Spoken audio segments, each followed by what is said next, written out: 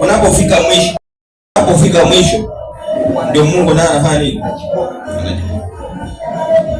Tangu nitoka hapa hiyo nimejaribu vile iwezekanavyo. Nikamwambia Mungu mahali nimefika sasa. Hata sikuambia Mungu, nilikasirika. Nikasema afadhali nirudi mahali nimetoka na nitakuja baadaye tena finalize kitu kingine. Lakini wacha Mungu apewe sifa na shukrani zikamrudie. Nilifanikisha mambo mawili. Jambo la kwanza, nyumba yangu ilikuwa nayo, lakini sababu ya kukaa mbali kutoka kwangu, alikawa mamangu na amejenga nyumba kubwa sana. Lakini sasa ikawa yeye akiwa na wageni wake, mimi nilikuwa na wageni wangu. Mimi nimetangulia kupata wageni. Leo wakuje nyuma wale wa kanisa. Sasa inabidi kujipanga. Na mkaa hapo nje kwa inaanza kunyesha. Naenda wapi? Sasa inabidi ingie kwa ndugu yangu mdogo Kevin hapo hapo. Lakini yote 9-10 Mungu alifanikisha kila jambo. Amen. Wangapi wananijua majina yao? Kwa saa hii mimi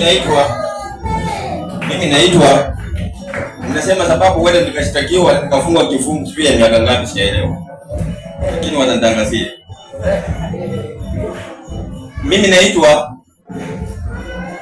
si Mr.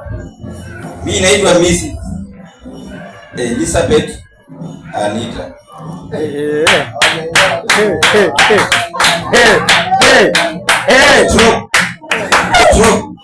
Stroke. Majina yangu sasa. Yofu Sambi. Anaweza kuisi. Hayo mambo mawili nilikamilisha kwa wakati mmoja tu. Mungu alitenda ishara. Baraka pewe sifa. Na najua tena hivi karibuni baada ya muda yenye sio kuhesabika takuwa mahali hapo. Baraka pewe sifa. Nashukuru Mungu kwa hiyo kabisa.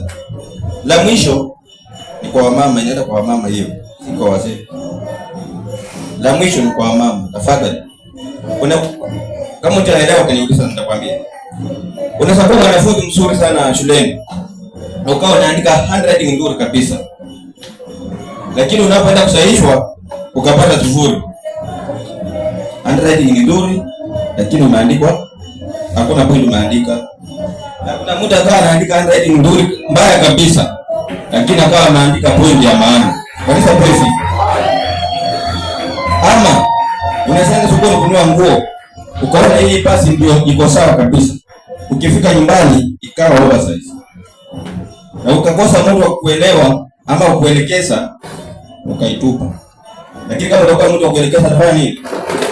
Nakwambia jinsi ndio utafanya hiyo nguo. Wangapi wananielewa? Kama uelewi useme nikwambie. Tena maanisha.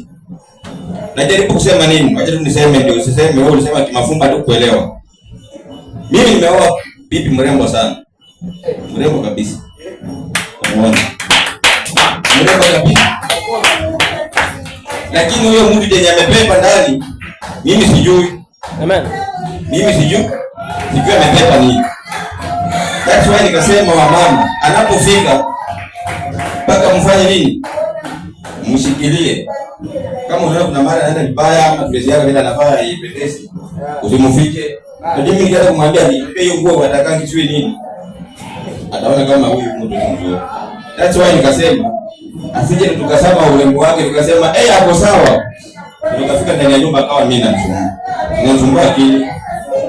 Hiyo nimesema kwamba yuko.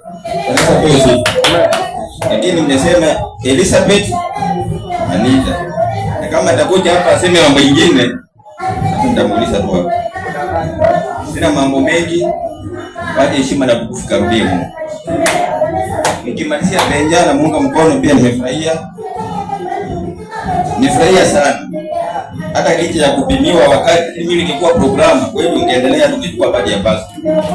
Lakini sababu ilikuwa ni hivyo, programu yuko pia kila mtu na kazi yake. Wacha Mungu akudie nguvu. Mbarikiwe.